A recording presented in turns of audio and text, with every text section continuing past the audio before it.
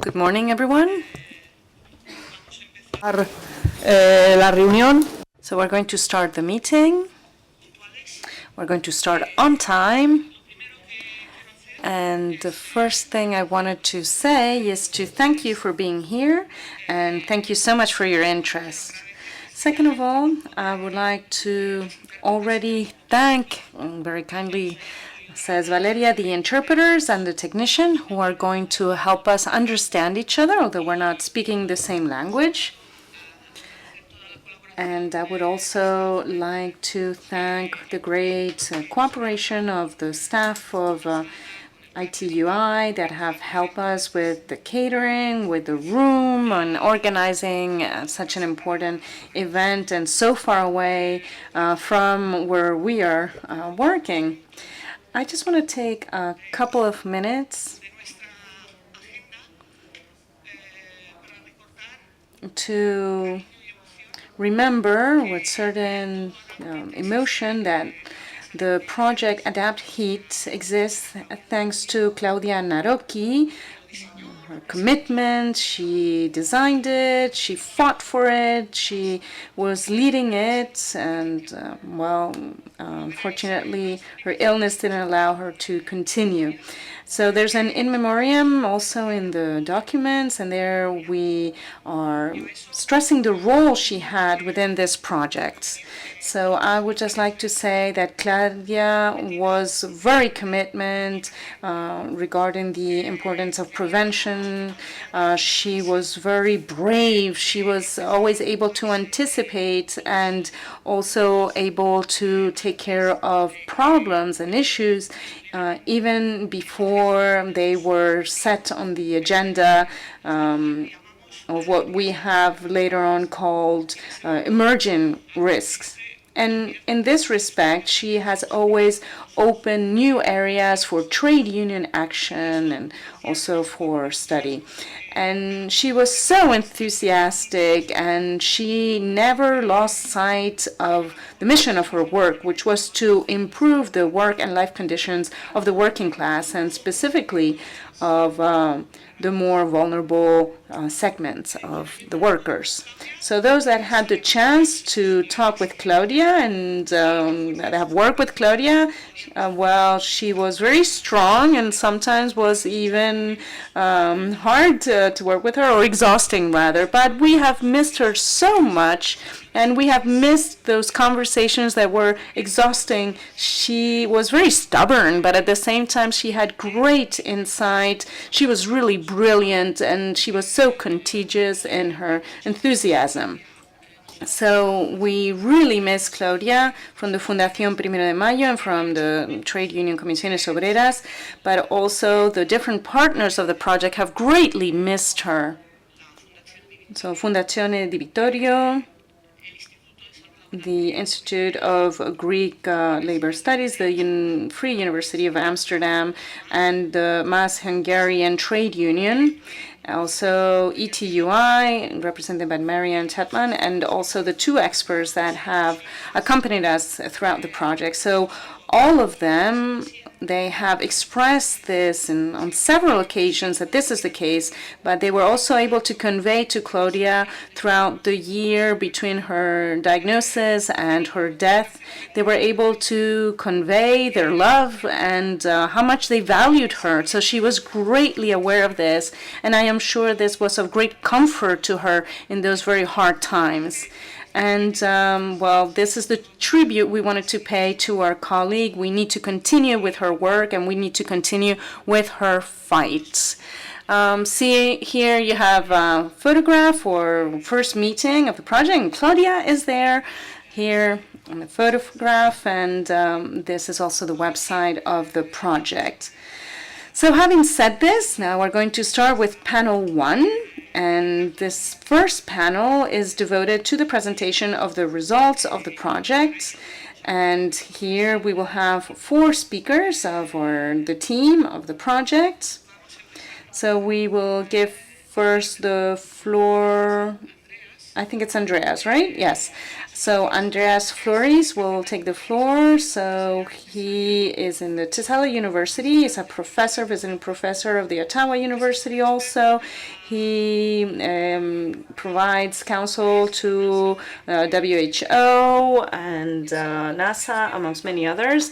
And he's also a member of the working group of OHS and climate change set up by the Advisory Committee on Safety and Health.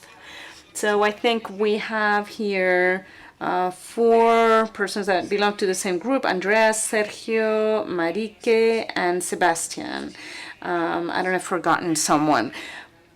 So here we'll give the floor now to Andreas, and he is going to present the reasons why a project of these characteristics has so much, makes so much sense.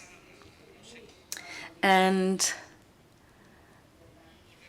I don't know how to go backward on the slides.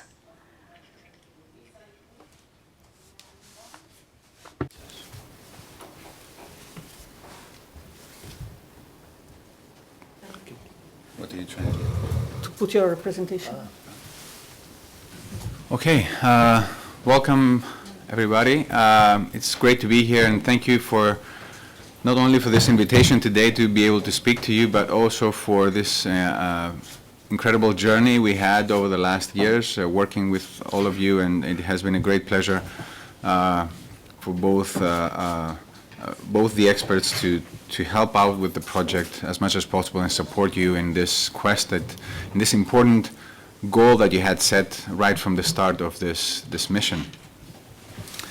My aim in the next few minutes will be to tell you about what is the state of the art currently around the world, but even more so within Europe, what we know, what we don't know, what we are doing, and what we are not doing currently to address the problem. What we do know is that heat is the most pressing issue for Europe in terms of climate change. This was the outcomes of the 2 reports that I will show you. One was published by the World Meteorological Organization, the Office for Europe, which showed that, as we all know, Europe is the fastest warming continent on the planet. And in terms of mortality, out of all the climate change-related issues, heat waves are, although 13% of the occurrences, so 13% of the times where a climate-related issue happens, they cause 99.6% of the fatalities.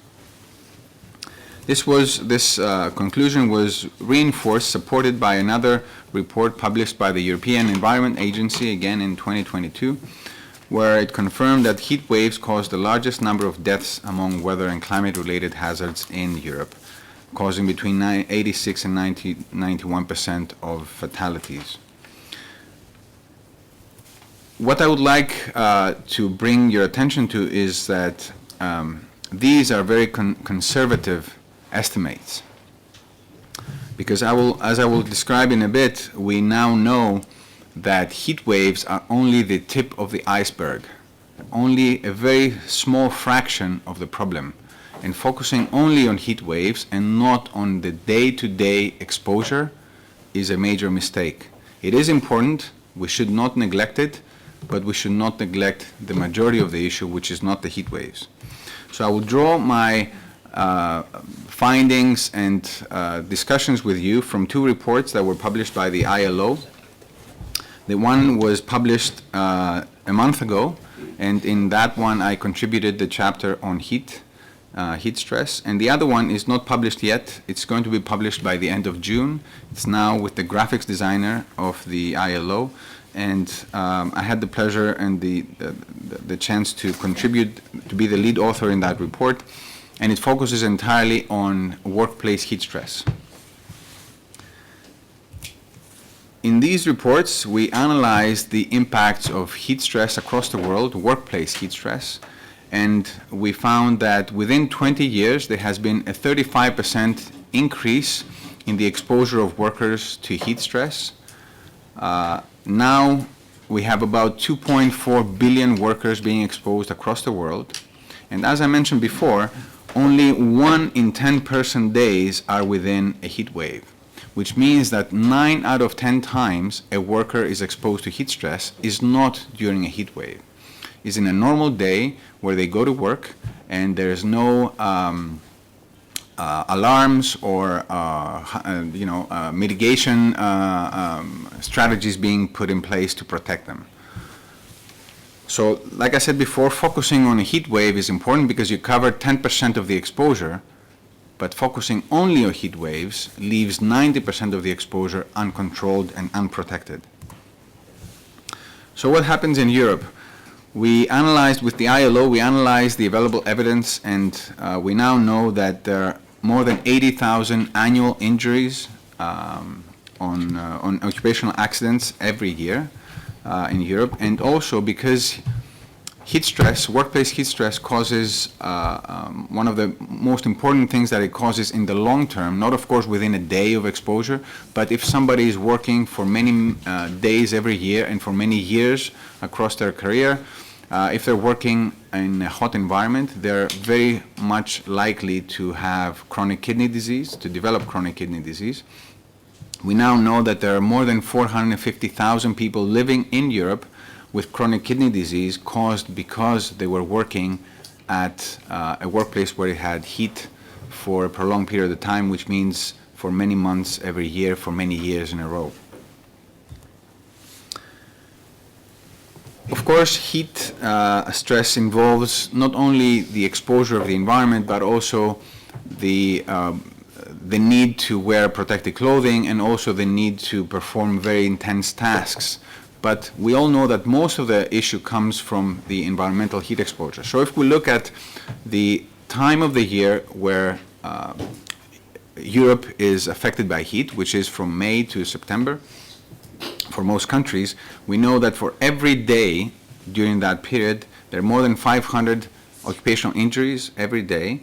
Out of those, 36 are moderate in terms of the severity, and 4 are severe heat-related disorders, which means that many of these people will never recuperate enough to bring their health back to their normal. And every 2 days, there's 1 fatal accident happening at work because of heat stress. There's not only the immediate effects, there's also long-term effects. Even if somebody does recover and return to work, our evidence shows that, in fact, their risk for having major cardiovascular events such as stroke and arterial fibrillation increases drastically even if they recover from a heat stroke. So you have both the immediate health effects but also the long-term effects that because of their health will never recover. At the same time, we have another parallel crisis, the parallel crisis of productivity. Every day in Europe, we lose about 5.5 billion euros between, of course, May to September because of productivity losses from climate change, and this will increase to 26 billion euros every day by 2060. The biggest issue here is that these numbers are not correct. These numbers are based, of course, from my work as well, but also the work of others, on models that have been developed in the last decade. And in the last 4 or 5 years, we have been realizing, by collecting very carefully and detailed data, we now realize that these numbers are very optimistic. In fact, the real productivity losses are much, much higher than what we previously thought, and we're hoping to publish these data during this summer, showing that there's no country in Europe that is spared from workplace heat stress. Even in Scandinavia, there's billions of euros lost every year due to productivity losses from workplace heat stress. This is because we previously thought that damage to productivity happens, and also to health, happens only when heat rises very high to high levels. But we now know that heat affects productivity and also health from a very early, even from in cool workplaces with temperatures up to 18 or 19 degrees Celsius. And of course, with every rising degree, there's even greater problems. A few years ago, I had the pleasure of co-coordinating a large European project called Heat Shield, where we tried to address the problem by, of course, doing a large series of field studies across many different countries in Europe, but also we were able to develop a platform that was providing both short-term and long-term guidance to both workers and to employers. So it was giving with a certain amount of validity, even up to 1 month in advance notices to employers and to workers so that they can prepare well in advance for intense heat waves. But even more so, we had short-term guidance providing a 7-day guidance to the workers about work breaks, about hydration, and about clothing as well, and a number of other strategies. But what do countries are doing in Europe? Is this or other strategies being employed to address the problem in Europe right now? We know that an analysis that we did in that ILO report that will be published in a few weeks shows that there are 4 countries in Europe that have addressed the problem. They have adopted legislation so far. These are Belgium, Cyprus, Greece, and Spain. And you may not be able to see it, but this is a brief analysis of these legislations. And I would like to draw your attention on 2 important issues. First, that 3 out of 4 of those countries, Belgium, Cyprus, and Greece, adopt a heat stress indicator, which is called wet bulb globe temperature, to assess the level of heat stress from the environment and also the clothing and the intensity of heat. And then Spain is using a different approach. And there's also many other provisions that these legislations are involving, such as cool rest areas, hydration, and so on and so forth. I will discuss them in more detail. And some of them include some, very few, and some include a lot of those. But there's not only, this problem is not only addressed within European legislation, there's many other countries across the world that are addressing this in legislation.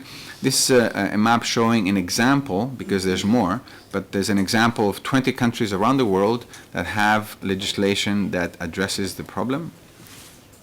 If I could give a general, I would say a general assessment of these legislations, is that because of the rising intensities of climate change, what we have been seeing is that countries are forced to adopt legislation very fast, to adapt to the needs, to protect the workers, to protect the general public.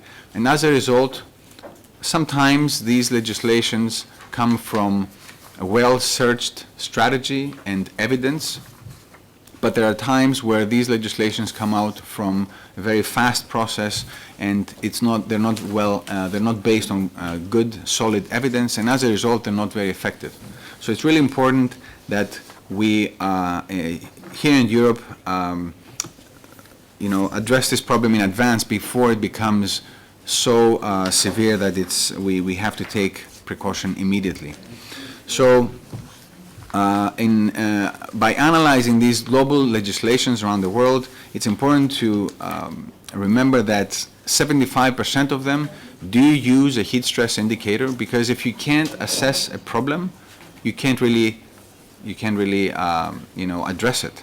So assessing the intensity of the exposure is really important, and the literature shows that the best indicator to do so is the wet bulb globe temperature. And as a result, it's not surprising that 10 out of 15 legislations that use a heat, so 2 out of 3 that use a heat stress indicator have adopted the wet bulb globe temperature. And depending on the latitude of the countries, they use different limits. Countries that have a lot of heat during the year, they tend to have a grouped sort of thresholds for low, moderate, and high intensity work. But other countries where heat is not predominant for a significant part of the year, they use slightly more conservative thresholds because the workers are not well adapted to the heat. I will not state this slide, but I will move to the next just to show you that we did an analysis in these legislations and we found 10 building blocks. So if you were to design legislation or evidence-based guidance, what would be the building blocks? So based on the analysis of the literature and based on the analysis of the available legislation, these are the 10 building blocks that any effective guidance or effective legislation should include. And these, first of all, number one, you have to be able to assess the problem. And as I said before, the WBGT with varying thresholds for work intensity is the number one building block. Number two is provision for cool, shaded, and ventilated rest areas for the workers provided by the employers.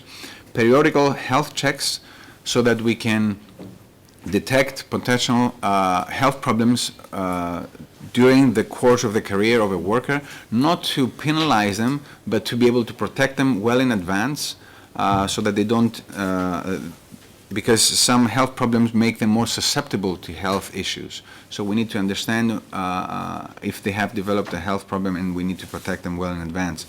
Strategy for hydration is really important as well, and it's included in provisions. And in the ILO report that will be published very soon, we provide guidance for guidance for hydration. You can see here, depending on the level of heat exposure and the intensity of the work, this is the amount of water a worker should be drinking during their work shift. The fifth building block is breaks, rest, or modified work schedule to limit or avoid exposure to workplace heat stress. And of course, there are many different approaches to do this. This is the approach that we use in Greece. It comes from a circular that the Greek Ministry of Labor provided last year, but also this year. And you can see that this is very similar to what many other countries are adopting. And so you can see that there's a certain amount of breaks every hour depending on the WBGT, but also the intensity of the work that a person is performing.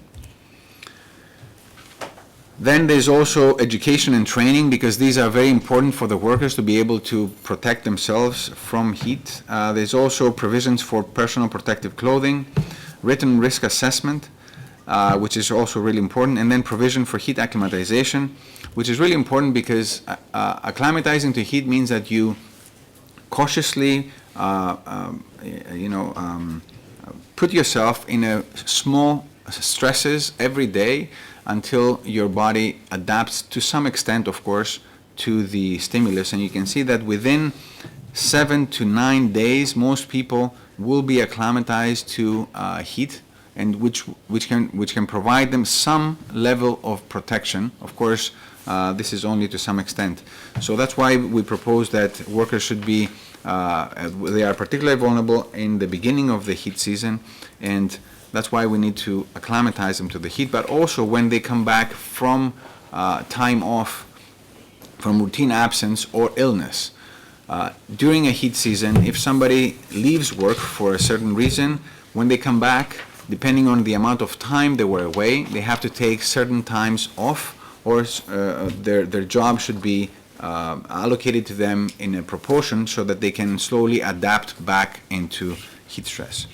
And finally, we need to be able to identify vulnerable groups of workers, and this is the list that the ILO report that will be published in a few weeks includes. There's many personal, environmental, pharmacological, and pathological factors that make somebody more vulnerable, more susceptible to heat stress when they are working in a hot environment. So we need to be able to understand who these people are in a workplace to be able to protect them more effectively. Thank you very much for your attention.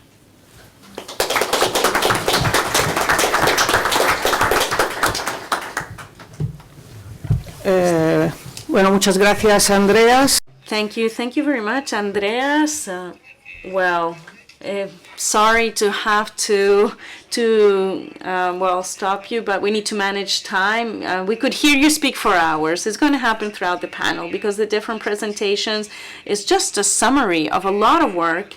But we want to have also some time for the debate. And we want to give you the opportunity to pose questions or to be able to comment.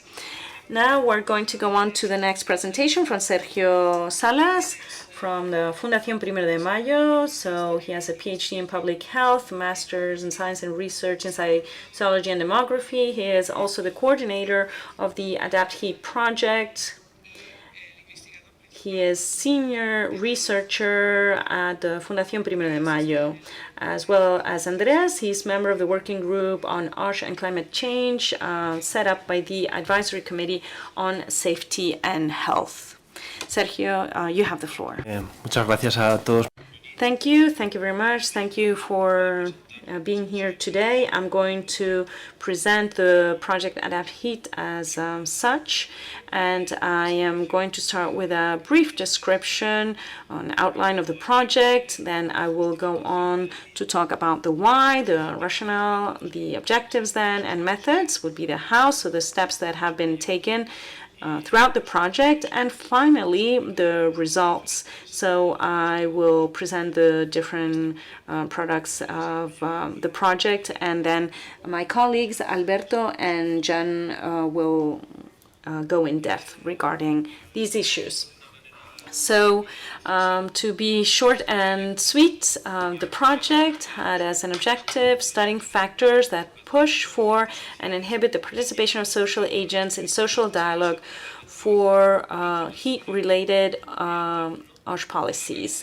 So first, throughout the analysis of public legislations, and then real examples of collective bargaining in companies to be able to identify key aspects to be able to implement effective measures to prevent heat-related issues at work. So it was a cross-country perspective, European perspective, and as Valeria has already mentioned, this project was carried out by a whole team, very diverse, of different disciplines, different organizations from Italy, from Greece, from the Netherlands, from Hungary, from Spain, and also with the cooperation of external experts. La primera justificación que había para hacer este proyecto. The first reason to carry out this project was the urgency and the seriousness of the problem that we are facing. This was clear listening to Andreas' presentation, and we can see a rapid increase in extreme weather events and air surface temperatures. In the last 30 years, days with over 46 degrees Celsius have been tripled. This impacts the health of the population and the morale of the population, as was reflected in the previous reports that were the base for this project carried out by Claudia. We could see here the impact of heat waves for human health.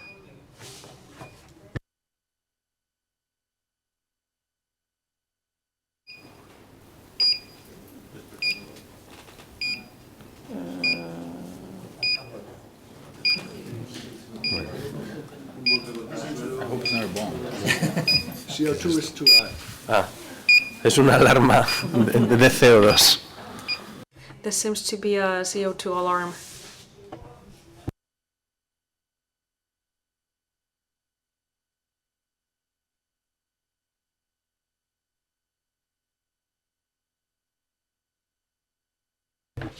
As I was saying, there is evidence of the impact of all of this on human health and on the cumulative impact that this has for people who are exposed to high temperatures.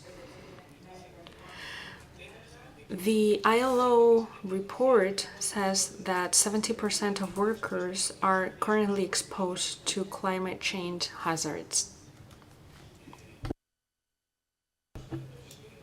The heat and high temperatures that come hand in hand with climate change affect not only health but also social equity. Heat-related illnesses are related to social aspects. The most precarious and lowest paid jobs are also the most exposed to heat stress. Moreover, precarious workers have fewer means to cope with heat outside of work. They tend to live in poorly insulated housing with no air conditioning, which means that they rest less and their recovery is slower. Some more reasons for this project. Heat has traditionally been absent from OHS and collective bargaining. There is a lack of common policy approach in European countries. Each country reacts differently. The fact that some countries have higher heat than others is not a valid reason for this lack of common policy approach and common action facing this issue. There are different ways to take those differences into consideration and to adjust to them. There is currently no specific mandate for employers to adopt adaptive and preventive measures. When the project was designed, we found out that there is a knowledge gap. However, we do have a few precedents that lead the way. For example, the Heat Shield project and the reports by ILO from the last 10 years, as well as the ETUI report that I just mentioned. We know that there are enough reasons to carry out this project, so now I will focus on the objectives and methods of the project. I will focus on the three key steps. First of all, the different experts and project partners set a common methodological and conceptual working framework for desk and field research activities.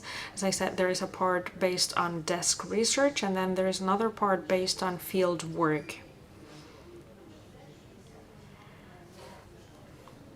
In this first step of setting a common methodological framework, we set, for example, scripts for interviews, we set methodological guidelines for country reports, we developed an OHS item checklist considering particularities for each country, we took into consideration the different tables and items for each country that had to be considered for the project. We wanted to standardize the work that we had ahead of us.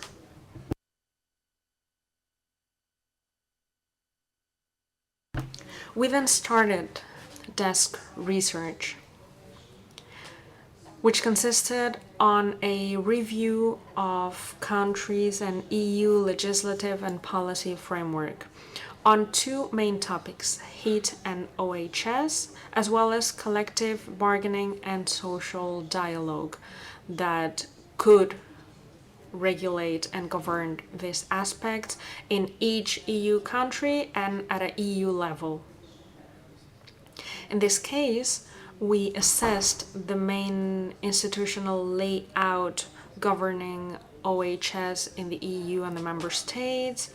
We mapped the heat health plans that we saw some governments had developed in the last couple of decades.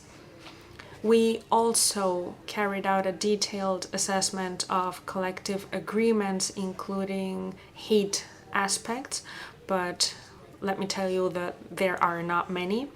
We also developed technical guidelines, OHS catalogs dealing with heat aspects. Considering this reviewed literature, we then moved on to the third step of the project.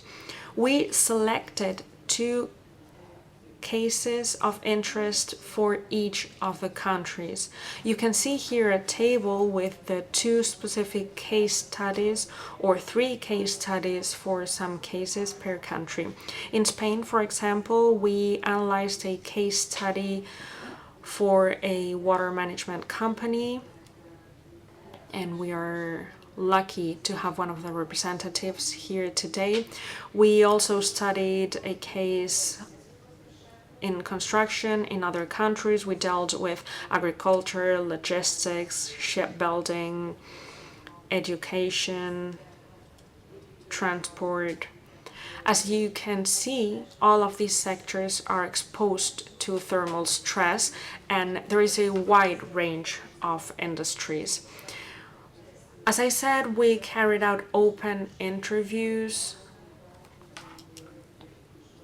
with people who had participated in the plans or framework agreements or sectoral agreements that dealt with heat factors. Once the evidence was gathered, we prepared country reports based on the policy and regulatory framework as well as the case studies. The reports are very detailed, and based on these reports, we then prepared an EU report comparing the 5 countries and including conclusions and recommendations regarding the link between the policies and industrial relations and the impact this has on occupational health for workers.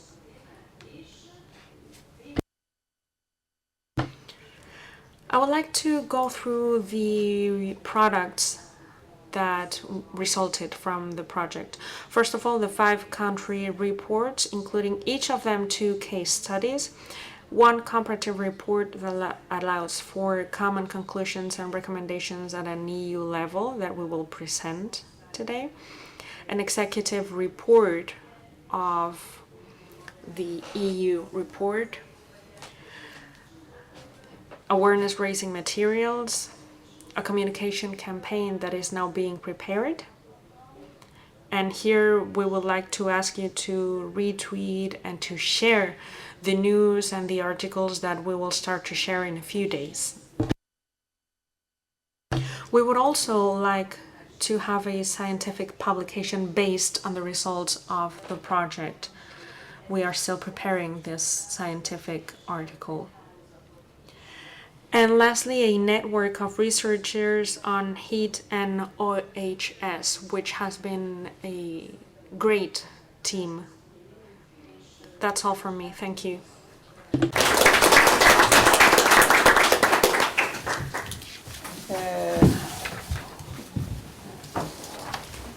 Vale, muchas gracias también por... Thank you. We will now move on to Alberto's presentation. Alberto is a PhD in sociology and senior lecturer at the Universidad Complutense de Madrid, researcher specialized in sociology and of work and industrial relations. And in the framework of our project, he has tidied up the whole thing. He has prepared the comparative report, and he has pointed at common aspects between all 5 countries. And he will now go on to present the results of this comparative study. Thank you very much. As Valeria has said, my role here has been to try to tidy up and find common aspects among the 5 country reports. We don't have the same elements in all 5 countries, but there are common elements that appeared in all of them or in most of them. I will now summarize my conclusions, but if you would like to delve deeper into this, I invite you to take a look at the comparative report to see what the rationale is for these conclusions and to read a bit more about this. First of all, we have seen that climate change is present in the political agenda of all 5 countries. This debate is on the table, but we could see that climate change is conceived as a public health problem, but not as an occupational health problem. It was dealt with as a public health issue. In many countries, in the labor environment, workers were starting to be considered as a collective who needed specific protection against high temperatures. However, generally speaking, occupational health was not a developed aspect in the framework of climate change. So climate change was indeed considered a public health problem, but not specifically an occupational health problem. Based on the materials that Sergio has specified, we have also seen that from the point of view of occupational health and OHS, we saw that the different countries did pay attention to workplaces, to their temperatures, and there's a will to regulate temperatures in workplaces. We have seen that there is more and more awareness between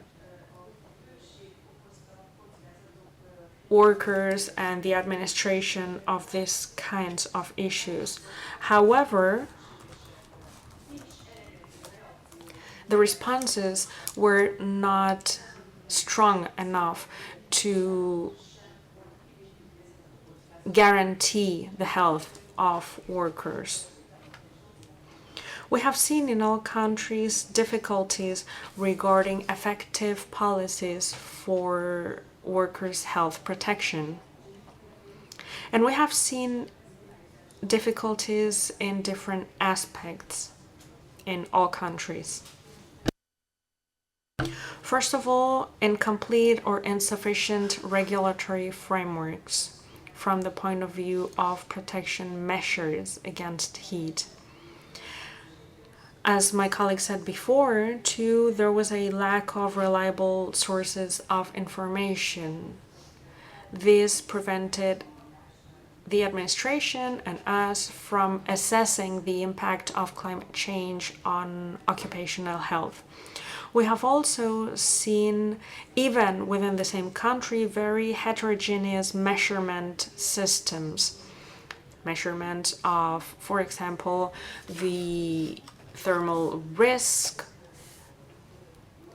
These systems were not based on scientific evidence, so they could very clearly be improved. Prevention measures, if any, were only available in the summer, as Andreas has already said. The impact of heat waves in Europe is not limited to the summer, and occupational health issues are not limited to the summer. There is another recurring issue, which is the lack of application of existing regulations. We said that there is not enough regulation for heat protection. However, even when we have regulations, they are not enforced.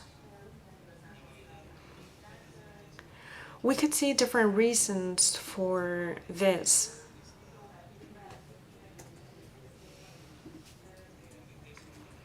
From a lack of awareness regarding the risks of heat for occupational health to other reasons. For example, the resistance and reluctance of certain companies to implement measures that could be costly.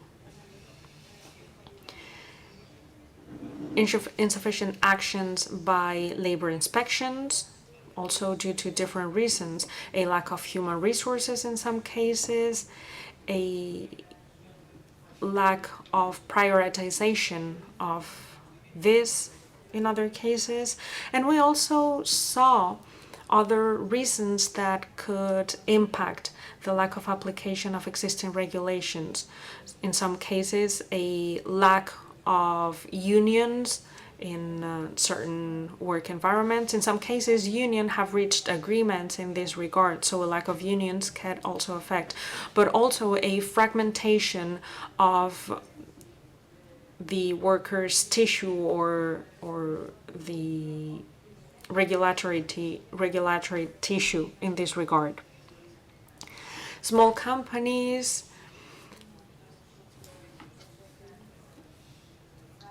find it more difficult to implement these types of measures. In this scenario that we saw in the studio, we saw that occupational health protection systems were at risk of being fragmented and being weakened, and this could be a risk for the occupational health of all workers. In the specific case of some vulnerable workers, we could see that this risk is increased. So this universal right that all workers have to the protection of their occupational health was at risk. Whether measures were adopted or not by companies could depend on many different factors. First of all, the size of the company, the sector, whether trade unions were present at the workplace or not, whether there had been previous mobilizations by the workers or not, or even the media impact of accidents and the public opinion in the countries that were within the scope of the project, or even administrative aid or governmental aid to adopt these measures by the companies. All of this points that heat protection is very uncertain.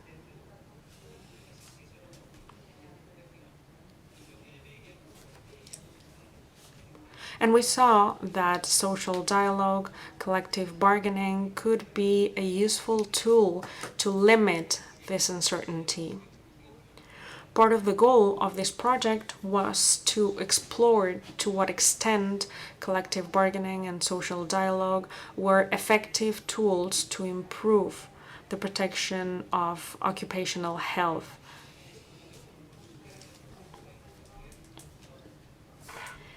In our study, we also focused on collective bargaining and social dialogue, and we saw that in all countries, the administration recognized the right of workers to participate in the development of protection measures. And in all countries, it was recognized that there was a positive effect of workers' participation for the functioning of the companies and also for the results of these companies. What we had to do is to present social dialogue as an instrument that could help to make more flexible certain elements in the regulations. So the regulations in this way could be adapted to the specific circumstances of each sector or even each company. That was regarded as a positive effect of social dialogue. We saw, however, that these positive aspects were not there, or were not there enough, in our opinion.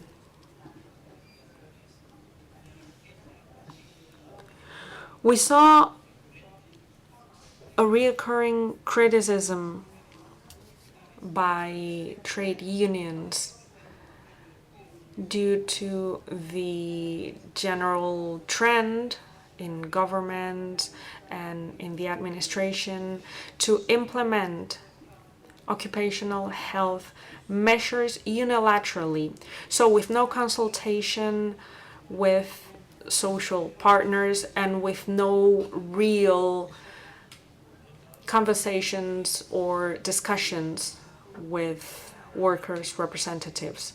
There is also a very clear trend in some companies to prioritize agreements with voluntary agreements with union reps. So not compulsory agreements, but voluntary agreements.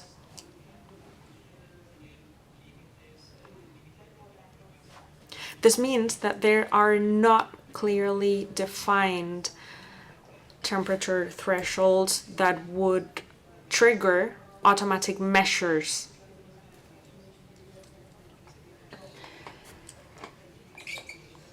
These kinds of agreements are not very common.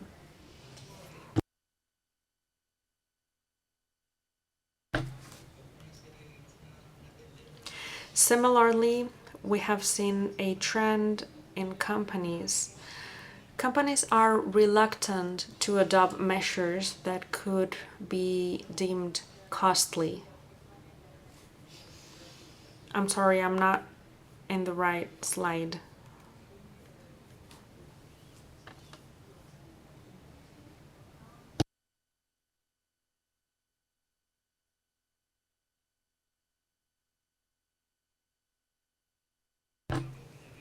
As I said, the role that should be played by social dialogue is not really being played. It's not having the positive effects that could be expected. Companies prefer voluntary agreements on the one hand, and on the other hand, they are reluctant to implement the provisions in these agreements in the existing collective agreements.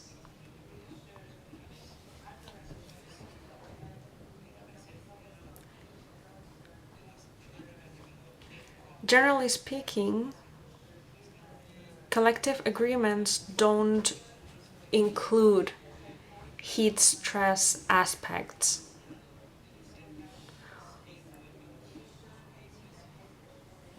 As Sergio said before, in these countries we have studied the different collective agreements. We have tried to assess to what extent heat aspects were present in this regard. And I'm not referring just to climate change and heat waves, just heat aspects in general. I have two examples out of the 5 countries. In Spain, we reviewed registered agreements registered between 2010 and 2023 from companies of different sectors. Out of the almost 27,000 agreements, only 69, 0.3%, incorporated some reference to heat. In the case of the Netherlands, for 2023, if I'm not mistaken, but yeah, please correct me if I'm wrong, out of the 1,100 collective agreement in force, only 35, so 3%, included references to heat. We could think that the Netherlands is less exposed to heat, but in the case of Spain, this is clear. We are at the front line of the effects of high temperatures and climate change. So 0.3% is not nearly enough. And it's not only the fact that they don't include references to heat, but those which include references to heat don't include appropriate measures.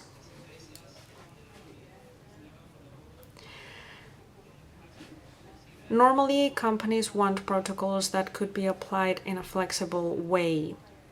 They tend to stay away from automatically applied measures or automatically triggered measures. And they always prefer measures that could increment productivity, that could prevent absenteeism.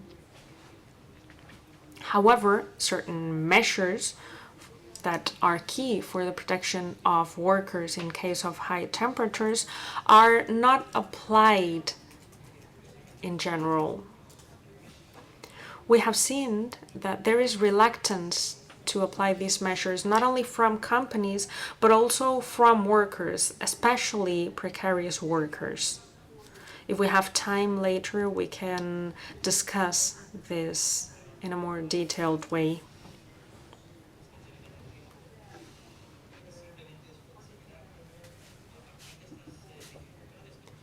Based on these difficulties and issues that we have identified in our study, based on the limitations that conventional or traditional collective bargaining has regarding heat issues, we've seen that certain countries was looking for alternative social dialogue mechanism to bridge the gap.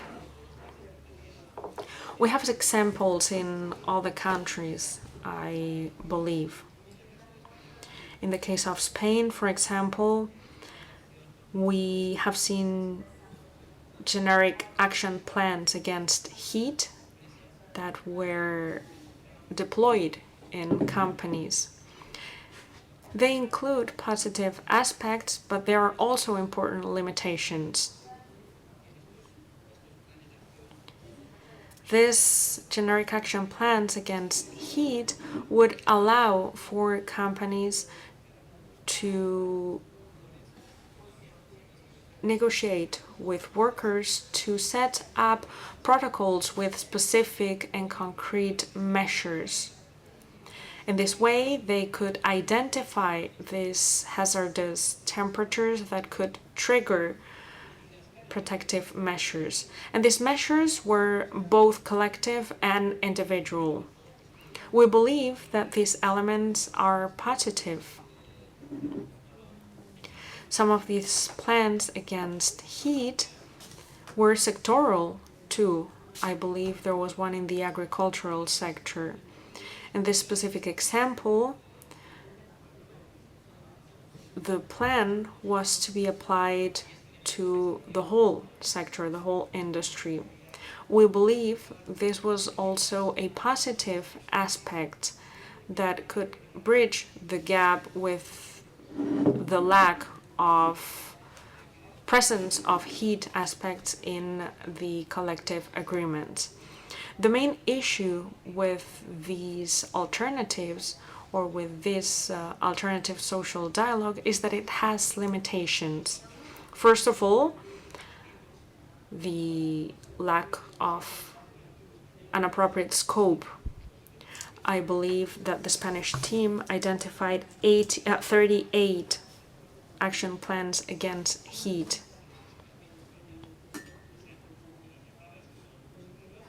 These are positive initiatives, but they are not mainstreamed. Another limitation is the fact that they are voluntary. In most cases, these are agreements that have been negotiated, but are not compulsory, they are not binding, they are voluntary. There were some other cases, for example, the so-called sectorial health catalogs, and this was analyzed specifically for the Netherlands. I will not dwell into this because this will be later on explained. And this provided some positive elements, although there were some limitations, which I'm sure will be mentioned or explained later on. So the occupational security health catalogs in the Netherlands.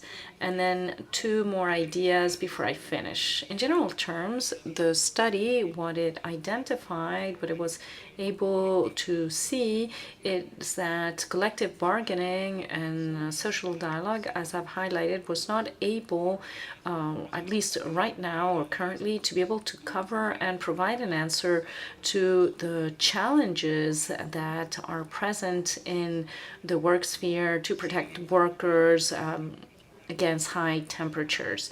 And we wanted to highlight some positive examples where social dialogue had worked in some sectors and specific companies, for example, that served to show that these experiences of social dialogue can provide useful and valuable answers. But in more general terms, we still find that there's still a long way to go to be able to have the tools required to provide protection. And we also identified the need to have specific rules, agreements, standards that are clear and detailed and enforceable to protect against heat. They need to be binding and compulsory, not some general recommendations. So they should have the capacity to be enforced in a very clear way. And they should not depend on the correlation of context-based power situation, for example, in a specific company or between employers and workers or their representatives. It should not depend on the capacity to pressure by the workers. It should be mechanisms that would automatically enforce these type of measures. Something else that we detected, and this with this I'll be finishing, although we have insisted in the study on the need to define very clear norms and standards, very detailed and very clear, well, it's not enough for them to exist. This will not automatically provide protection at work. As I said before, in many cases, we were able to see also that the existing norms, standards, and regulations were not being really enforced. So we need to have elements that guarantee the real implementation of regulatory frameworks that exist or that may be developed in the future. So we need to reinforce the action of trade unions in workplaces, also to have a better presence of labor inspection. These 2 aspects seem to be essential to contribute to further implementation. So this would be all, and thank you very much for your attention. Thank you very much, Alberto. And to finish this first round of interventions in this first panel, we'll give the floor now to Jan Popma, has a master's degree in sociology and philosophy, a PhD in law, expert in occupational health and safety, especially in emerging risks. He's a researcher at the Vrije Universiteit of Amsterdam and at the Netherlands Labour Authority. So Alberto presented the conclusions of the study, and Jan will focus more on the recommendations. So what are the recommendations for action that arise out of this project, something we have also included in the study? Thank you. It's a pleasure being here. I have the honor to give you the recommendations, and as you will notice, I will reiterate some of the things that Alberto and Andreas have already said. And that's for a reason, because we think that our recommendations are built in science and evidence. So in some cases I want to reiterate the evidence we have found. But I want to broach the issue of heat at work from also a legal perspective. So I'm going to give you first a general legal framework, which I think you are all familiar with. and then I'll say where the flaws are in the legal framework, and then I'll get to the recommendations. So first, the general framework. I think you're all occupational health and safety experts, so this should not be very surprising to you that we also already have the framework directive on occupational health and safety, the directive 89391 EEC, and it contains a general scheme of what should be done to address any issue that might pose a risk to workers. So the employer has a general duty of care. He has to perform a risk assessment. If he assesses the risk to be too high, then he has to take measures.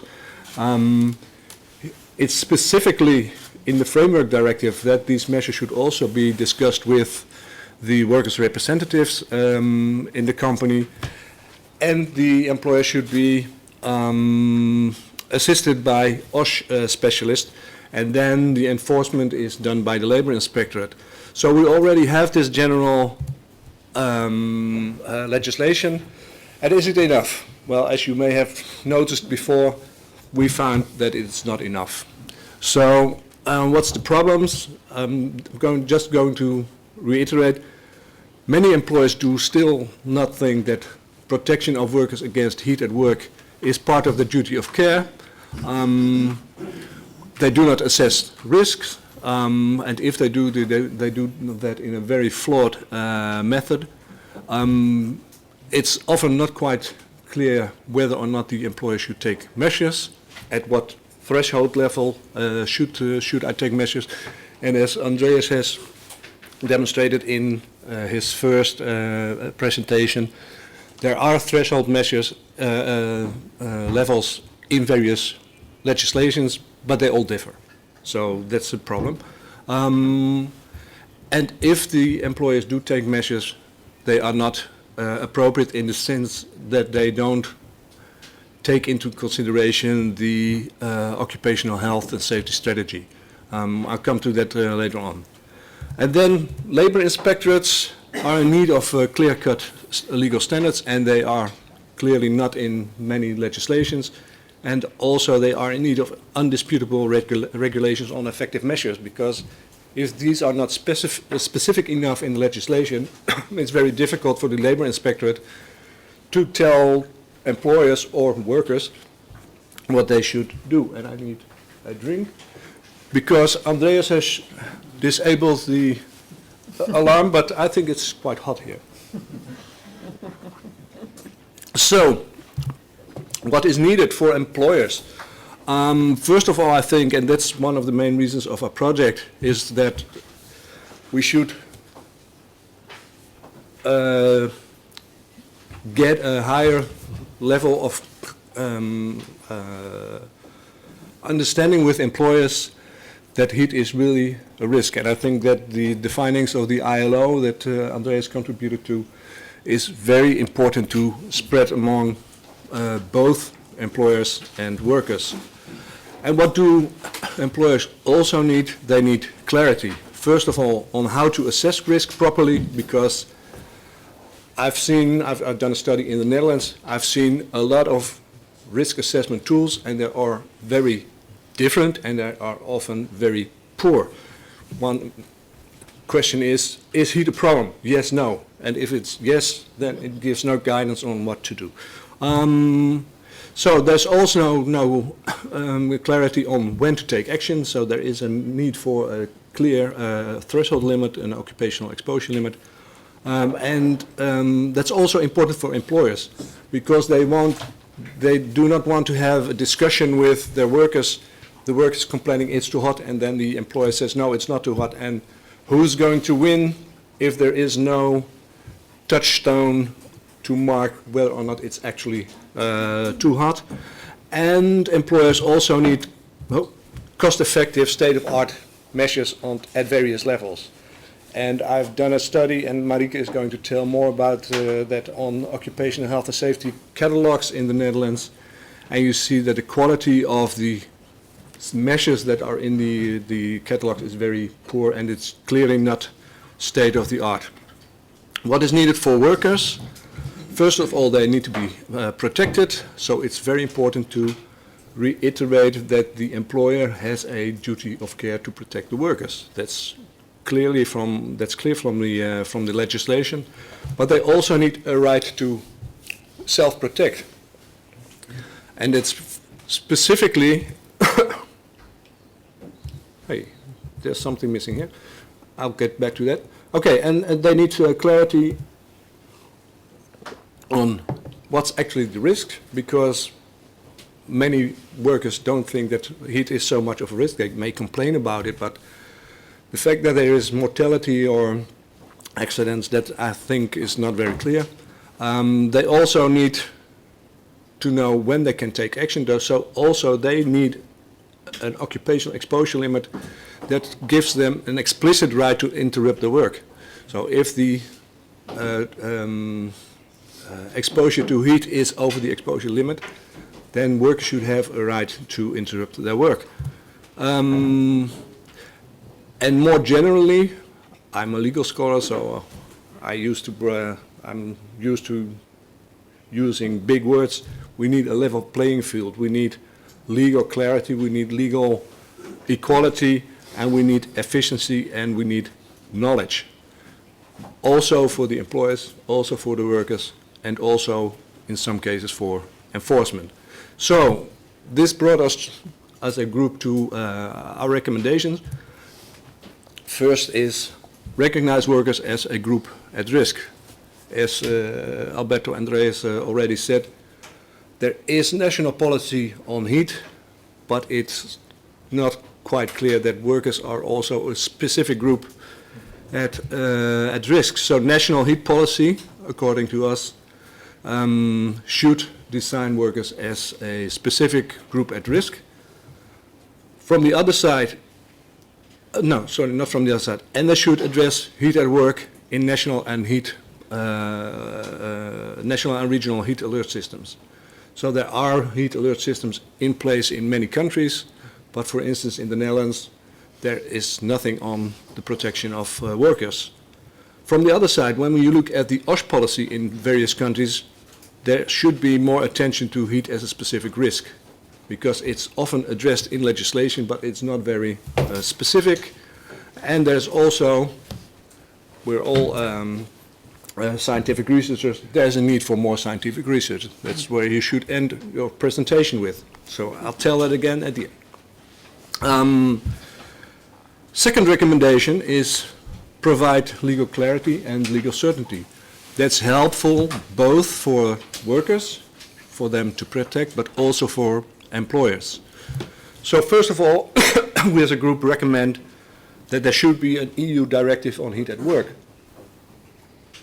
It should be a daughter directive of the framework directive on occupational health and safety, containing the same structure like all the daughter directives, so a general duty of care and an obligation to perform a risk assessment. But it should be very clear that employers have a duty of care in this field, and then this general European framework, which also sets for legal protection for all European workers, could be used as a solid framework to further negotiations on the company level. So clearly you cannot put in an annex every detailed solution to the problem of heat, but you should at least address the 10 issues that Andreas also presented earlier. We also think that there should be an EU-wide occupational exposure limit, which is very helpful in the discussion between employers and workers on is it too hot or not. That's a simple question, is it too hot or not, but it's very difficult to answer if you don't have a clear exposure limit. And as Andreas already told, it should be based not on air temperature, because that's what we have seen in many of the agreements, but it should be based on solid state-of-the-art knowledge, and preferably the wet globe temperature. This would help for legal equality as well. And third, we need legal clarity on how to properly assess the risks of heat at work, because there is no clear guidance. And as I already told from the Dutch situation, the guidance is often very poor. So there's a lot of work to be done there. Clearly, the heart of the directive should not be stating that it is a risk, but we should take measures. And what I've already said, you cannot address all the specific details in a directive, but you can list some of the issues in an annex. This should be addressed at least in a risk assessment and by taking measures. One of them should be that heat action plans should be mandatory. And if there is no heat problem, then you have an action plan that says if there's no problem, we don't have to fix it. But as Andreas already told, even in the northern countries there are periods that are hot, and that also may pose a risk to workers. Second, that we should address the hierarchy of control, which is, according to the findings of our project, is clearly not properly addressed in the agreements we've seen. Many of the measures are on the individual level and not based on technical or organizational measures. Also, make sure that protective measures are effective and science-based, because we've also found measures that are clearly not state-of-the-art. And then, finally, strengthen the worker participation in devising the action heat plans. First, because they have a formal right. It's clear in the framework directive, and it should also be an element of the daughter directive on heat. Workers have a formal right to participate, but it's also very important. Go on. Yes, no, but when you start moving like that, I know it's about time. And I'm starting to do it. Maybe that's why I think it's hot here. And also, it's very important also for the employers to know that workers are actually carriers of very good knowledge what the risk is at the workplace, in what situations, but also what measures may be effective and not, what may be manageable at the workplace. I'm going to skip this because it's roughly the same, and I want to raise a specific attention for the right to self-protect. It's already in the framework directive that if there is a situation that causes serious and imminent or unavoidable danger, workers have the right to stop work. And mostly we think about exposure to falling from heights or dangerous machines. But in some cases, heat in itself can also be an imminent danger. And then if it's clearly, the exposure is clear above the occupational exposure limit, workers should have a right to self-protect and stop working. This is often hampered, and I think that Sergio told that, by workers that do not get paid, specifically the vulnerable workers that are on short-term contracts or posted workers. They do not get paid when they stop working. So there should be an arrangement for these kinds of workers, and also for small employers. There should be a system for mutualized financing when the work is being interrupted. Then on enforcement, we found that the labor inspector do not really address the issue of heat as a priority, and I think there is growing evidence that heat at work is clearly a serious risk, so it should be in the inspectorate program, and also make sure that the measures should not be taken only in heat waves, as Andreas already explained, but also in other periods where it is warm, not be beyond the exposure level, but then still there should be taken measures. And finally, strengthen the resources of labor inspectors. because in virtually all European countries the labor inspectorates are understaffed. And that also is a hindrance for enforcing the legislation on heat at work. Then how much time do I have? 2 minutes. 2 minutes, okay, for 2 slides, that will do. Finally, no, not finally, recommendation is strengthen the participation of workers at all levels. Firstly, because they have a legal right, I already told you, and it is effective, and at all levels should be both at the sectoral level, so trade unions and so on, but also at the company level. It's clear from the framework directive that workers' representatives have a right to participate, but we often see that it's unilateral measures that are being taken by the employers. And then the employers lose a lot of important information because workers know where the risks are and they also have practical experience in what measures may be effective. And then SMEs, where there is no worker participation in various countries or very poor, they should be helped by more detailed information in collective labor agreements. And also, in some countries there are so-called roving safety reps or regional safety reps. They go about to different companies and they take along the experience from one company to another, and that's very helpful. Finally, and actually I try to make the circle around, we need more awareness on the risks. So there should be campaigns, and they should be designed on the basis of scientific evidence. Because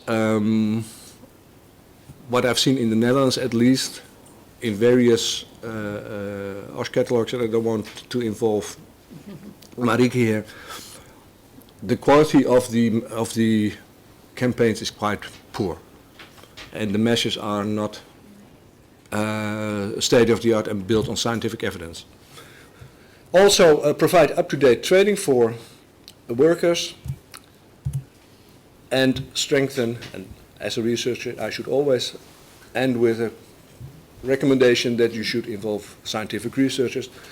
So strengthen the collaboration with the scientific community.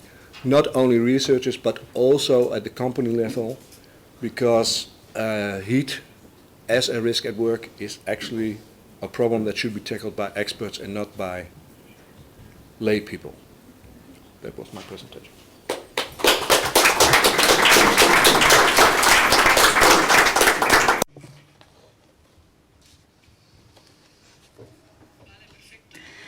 Very well then, perfect. Thank you very much. So with this last presentation, more or less, you have a general overview of the project, so the different results. And now we have some time for a debate. So if you have any questions, if you have any comments, if there's something you want to contribute with, maybe a reflection, you can now. So just raise your hand and we will give you the floor. Go ahead, please.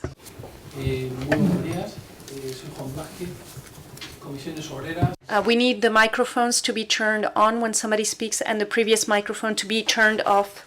We're not getting any sound. Maybe the microphone doesn't work. I'm sorry. Can you try again, please?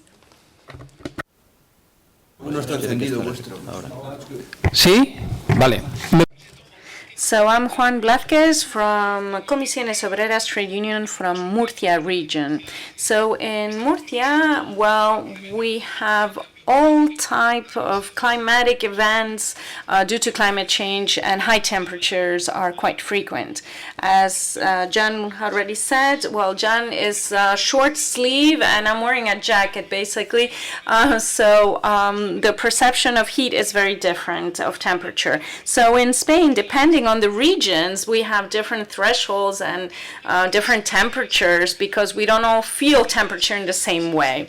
So once the different temperatures are are established, or the temperature sensation, so to speak, it would be essential for work centers to have different thermal hydrometers that can serve as a reference to be able to adopt specific measures. So for example, Labor Inspectorate last year carried out 200 actions in our region regarding heat and heat stress.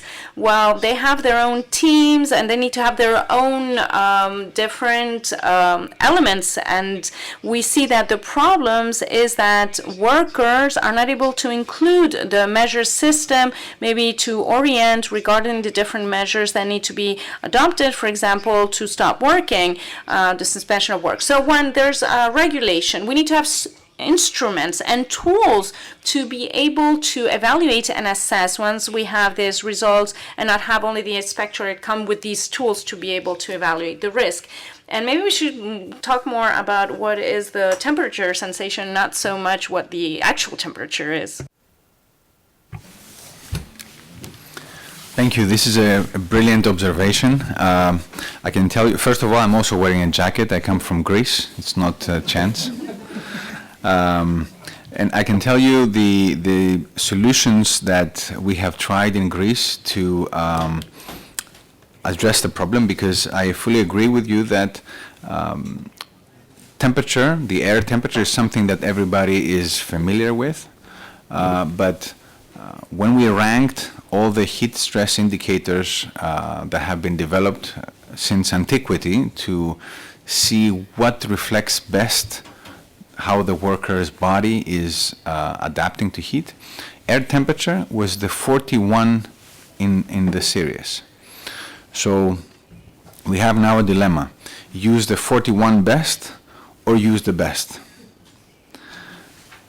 Our proposal in Greece was to use the best and try to educate people and train people and make it more practical to use the best. And we have tried this in a few ways. First of all, the meteorological service, the government's meteo service, is now providing forecasts for WBGT and maps 3-4 days in advance, so that the workers, the employers, unions, everybody can see the forecast. They also provide temperature, but they also provide WBGT. Number two, we have also used the simplified version of the WBGT, which only uses the temperature and humidity, and it shows you some a table which has temperature on the vertical axis and humidity on the horizontal, and then you have all the values in the middle, and you can easily tell. It's not as good as the full version of the WBGT, but it's certainly better than temperature on its own. And third, also, we have developed a smartphone application which is free, and people can download it. Inspectors, workers, employers can download it. And as soon as you download it, it automatically connects to the closest weather station and provides you with WBGT where you are. Of course, it's not as accurate as having an instrument. We have seen it has, so far, it has an error of about 1 degree Celsius, which if you are right at the limit of taking a measure or not taking a measure, it may make a difference, the 1 degree, of course. But in most cases, it's a really good indicator, and we're working hard with colleagues around Europe to make the error even smaller, down to 0.5 degrees.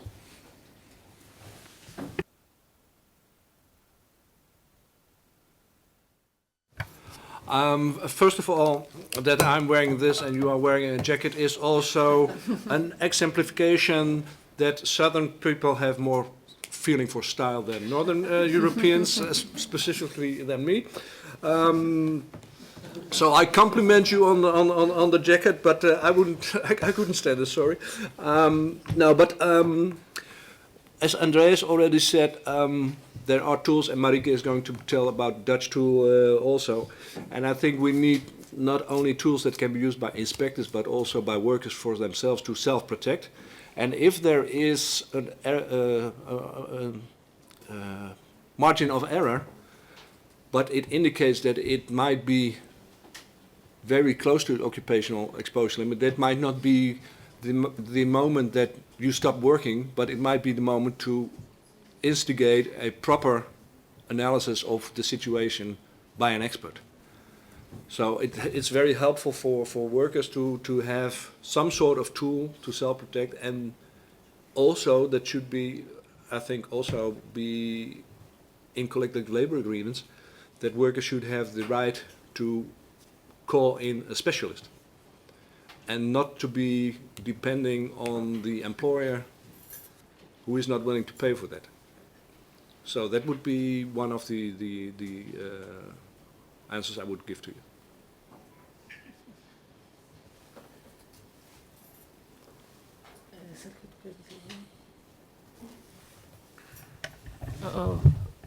Mariano. Buenos días, yo soy de Comisiones. Good morning, Comisiones Obreras, Spain. I am the Confederation Secretary for Occupational Health.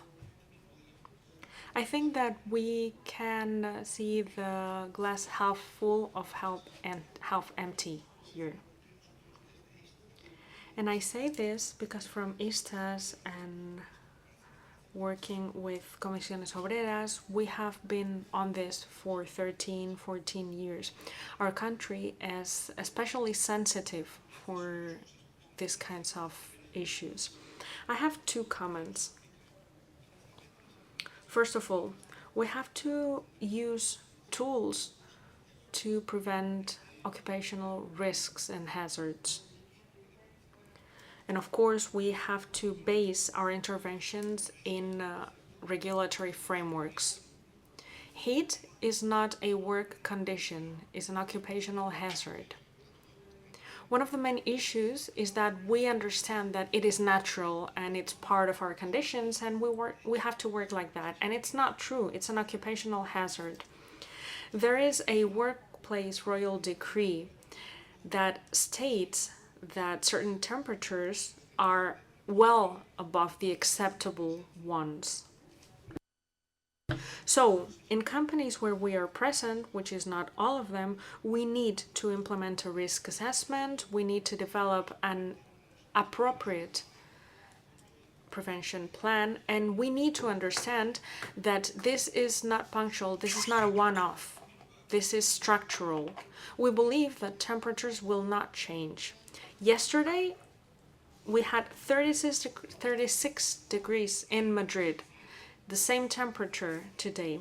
In Andalusia, we are having 42 degrees today. We need to have a structural approach for this. And now, how can we take this to social dialogue and collective bargaining? Last year, we believe that between 12 and 14 people died because of heat strokes. And this is our calculation, because there should be cooperation with the authorities. Labor inspectorates work independently from health authorities. Sometimes people go to the emergency room because of a heat stroke, but that is not reported to the labor inspectorate. There is no coordination. We are part of social dialogue, so we have developed a nationwide strategy, and we have different tools and measures to apply to all sectors. However, if we want to develop measures, we need to develop the appropriate methodologies and procedures beforehand. I believe that we should work on health surveillance. We need to develop parameters for medical professionals to identify these kinds of risks in the workplaces. We would like to have more specific collective bargaining. However, we have more structural problems. We often speak about collective bargaining. However, we can see that there is not that much that we can do about it. We need to deal with very specific aspects. I also agree that we should have clearer regulations. There was a modification of a regulation in 2003 in Spain. The goal was to regulate alerts from the meteorological authorities in Spain for days with very high temperatures. The goal was to send a message so there could be planification and programming beforehand. However, we need to automate this. We need to make this an automatic indicator that triggers specific measures. In many cases in our country, these specific measures will involve not working, not going to work. We have places, we have certain positions that are not that cannot be carried out, work that cannot be carried out with certain temperatures that are not compatible with high temperatures. For example, the agri-food sector. There are medicinal cannabis crops, a colleague was telling me the other day, that implies all year-round activities. However, there will be certain months where temperatures will be very high.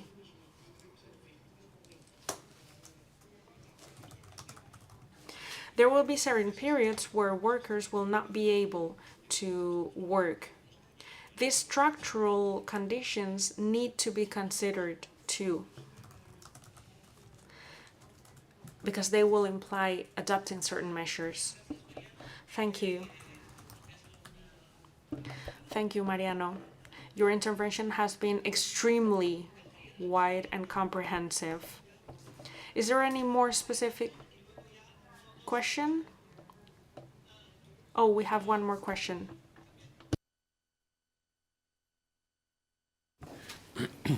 Ok, escuchamos todas las preguntas y luego... We will first finish asking the questions and then the answers. Very specific questions and maybe one more general comment. One question is going to Andreas, where we've been talking about the 14-year and the 30-year period where there's an increased danger or risk of having heat-related illnesses. And my question aims at, I guess this is a statistical probability that it increases. There's no direct causal mechanisms that between the exposure to heat 14 years ago and then the illness that you have maybe later. Because I'm asking because the system, at least in Germany, for occupational diseases is that you have a very clear causal mechanism between the exposure and the illness, and it has to be related to work. And I wonder if there's any chance of having these kind of risks built into such a system of occupational diseases. Then I think we talked about this in Luxembourg already, but I think maybe it's interesting also for the colleagues here that there are different limit values or thresholds for temperature. Let's talk about I call it temperatures, but we are talking about more complex indicators. But what are the arguments or the scientific? Is there concrete scientific evidence to put it at 31.5 and not at 32? And how is this discussed in the different countries? And then one more general comment on what you said, Jan, where you talked about we need more specific or more detailed legislation. I think this is something that we should discuss more broadly through all panels, and which I will address at least. And that is at which level do we want to tackle the issue? Because we've been talking from very general framework directives to the individual perception of heat, and I want to focus more, maybe a bit more also on the role of technical guidance, because this is what we usually have in Germany, at least, very general directives and very specific technical guidance, which to be honest, helps a lot to both groups, employers and workers, because the worker can pull out a sheet of paper or 5 pages with very concrete measures that can be adopted, and also the employer knows, if I follow these measures, I can be sure to fulfill my obligations, my legal obligations. I think this is something that could be discussed. I will bring it up at least later, and I think it's an important question on the level of abstraction. Okay, thank you, Sebastian. Carmen, cortito. Sí, no, muy cortita y muy... I'll be very brief and very specific. I have a question for Andreas. Do you know how specific surveillance of health is being worked on in Europe? Do we have early injury indicators, for example, for kidney illnesses, which is something that we have not yet addressed in Spain? We need to start working on early diagnosis, on prevention, because I believe that this could be a good tool. And I would like to know what the experience with these kinds of indicators is in Europe. Thank you. Now we will go on to answer the 3 questions from Mariano, Sebastian and Carmen. You have 2 minutes each.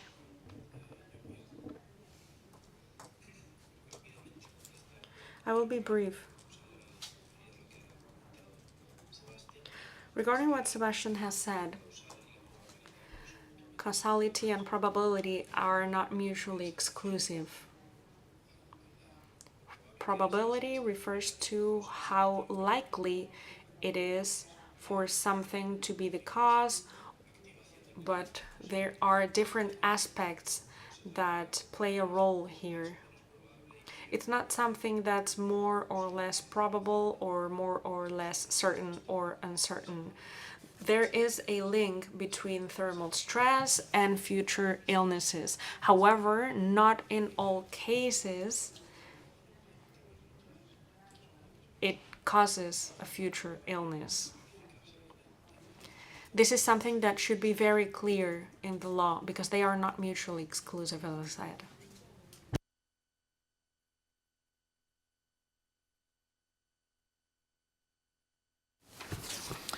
Okay, to continue what was just said by Sergio, so when somebody experiences heat-related illness, they can come back to work. They can, if they survive, of course, they can go back to their previous life. But there's typically, unless it's a very mild event, typically there is leftover tissue damage. And this is what is causing the long-term effect. And we have been, for example, there are a number of studies in the literature that are showing through biopsies that there is, although the person can go back to work and go back to their home and lead a normal life, there is tissue damage in the liver or in the kidneys or in any other, and many other tissues. And this is what, in the long term, increases their risk for having. Of course, they can, they may be fine and die from normal causes, but it increases the risk of having it.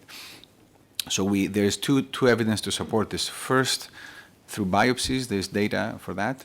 And then also from a statistical perspective, there are studies at the epidemiological level showing that people who survive heat-related illness, we see what the cause of death is later on and how likely it is. And so it's both from a biopsy and physiological point of view and also from epidemiological point of view. With regards to the second question about setting the limit, to set it at 30 or 30.1 or 31, that's always, to my knowledge, the countries that have developed legislation, also ISO standards or other standards across the world, they use a mixture of, first of all, what is the exposure, because you can't shut down the economy. This will hurt the workers as well, the employers, so you can't put the limit to a level where no one is working. So it's a mixture of, first of all, the exposure itself, second, what the physiological evidence is showing, and third, you also include modeling there. So you have chemical engineers as well coming in with mathematical modeling, and this is combined with physiological real data from the field, and also how often something happens. For example, in Greece, we have seen that the levels that have been set by the Ministry of Labor, they occur 1.5% of the working time during the summer. And this is something that the economy, I think, and the industry can handle. 1.5%. It's of lost work time. So it's, I guess, a balance between these three. And thirdly, with regards to the question about health data, especially for kidney disease, unfortunately, it's not well surveyed. This surveillance is terrible with this. And in fact, in the ILO report that will be published, we're highlighting that there's very little evidence on this, and it's not being monitored.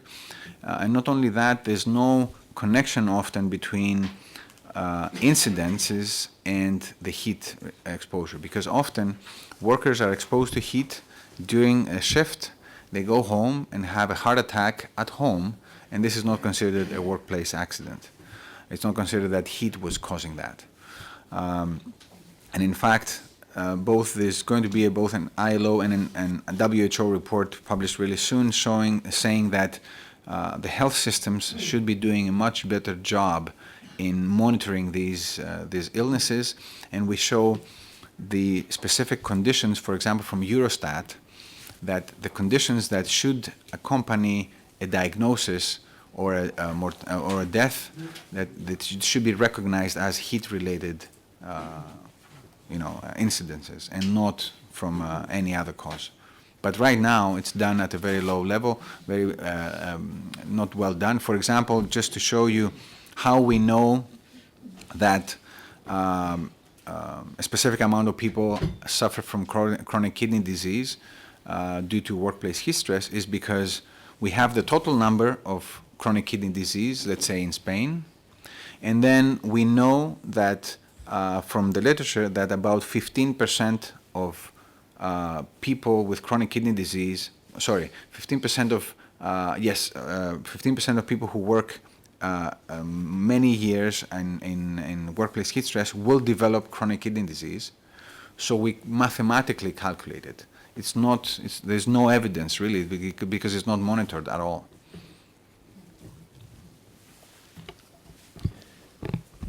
Pues nada, muy breve. I will be very brief. We've had many different questions.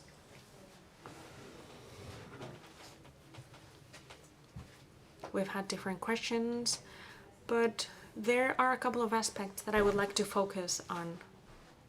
First of all, I think it was Mariano who said this. Possible responses. In some cases, in Spain, for example, this would mean not going to work as a necessary measure. This is linked to what we said before. There is reluctance to adopt these kinds of measures because they are perceived as costly. There are certain protection measures that are beneficial to both parties, so they are easier to adopt. But in this case, the cost of the adoption of the measure needs to be rightly distributed. Of course, the cost cannot be faced or covered by the workers. We've mentioned certain more precarious contexts like the agri-food industry. In certain countries, it is migrant workers, undocumented workers working in these industries, and this means that if they don't go to work, they will not receive a salary for that day. So there is reluctance to adopt these kinds of measures by the very workers. So we need to guarantee that there is no salary suspension for this, or there is no ulterior punishment for this. On the other hand, it's necessary to find a way to share the financial cost that could imply some of the measures. So in certain countries, we could find systems to jointly cover the cost of these kinds of measures, for example, through the social security system. There are certain initiatives, in the case of the Netherlands, I believe, for the risks of days where work is not possible due to climate conditions, cold climate conditions specifically. I believe there are systems to share the cost of the salaries of the workers who cannot go to work those days. Similarly, we could develop other systems for heat events. And lastly, regarding what Sebastian said, there is a certain tension between the definition of general rules and the development of general rules regarding occupational hazards and the development and preparation of very detailed orientation documents. I believe that in these cases there is a risk. For example, in many countries, social dialogue are segmented and sectoral bargaining is not as important or does not allow for a homogenization of the working conditions in the sectors, because regulations cannot foresee all possibilities, but it's not desirable either to have our own normative framework or regulatory framework for each company, because that's not beneficial for the workers either.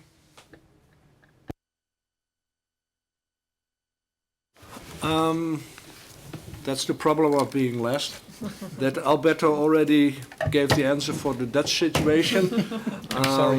No, that's not a problem, because in the Netherlands we have this situation which we have a ruling on unworkable weather, and that is done by Social Security, but it only is valid for working in cold. And it's mainly because work cannot be done, because when you do asphalting and the asphalt is cold, you can't work. Or when it's freezing, you can't lay bricks. So that's the motive to have a regulation like this. There are some examples, and maybe Marika is going to tell you about, on working in heat. But Marika is going to tell you. So I want to, I've already taken out a lot of, and the same goes for the question of Sebastian on what level of technical measures should we have. I have a lot to say on this, but let's wait for the presentation of Marika. And then on the question of health surveillance and the disparity between epidemiology and causality. I think clearly it's very important to have a good understanding and a good registration of fatalities, but as Andreas already said, I think there's a gross underreporting, maybe even from the cases that are acute. So a worker having a heart attack at work. It will most probably be classified, at least in the Netherlands, as a heart attack and not as a heart attack induced by heat. And what Andreas also said, there is, a Dutch colleague of mine also makes the point, there is too little biopsies in cases where people die on the spot. But it's very important to have, this is not the point I want to make, it's a minor adjustment. But what is very important, I think, that we should not have a discussion on the disparity between epidemiology and occupational disease and compensation for occupational disease. It's quite clear that there are groups of workers that are exposed to heat, and we should have the statistics on occupational accidents and occupational diseases correct, but we should focus to the phase before the occurrence of diseases. So we have to put all the effort in preventing the occupational diseases. And clearly we should learn from occupational diseases. How has it come about that this group has more occupational diseases than others? But the main thing is we already know there are groups that are at risk, and this is what we should focus on and put all the effort in, I think.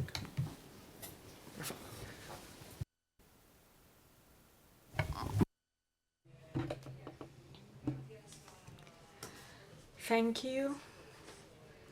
Thank you to all the panelists and to those who have asked questions. We have a coffee break planned now.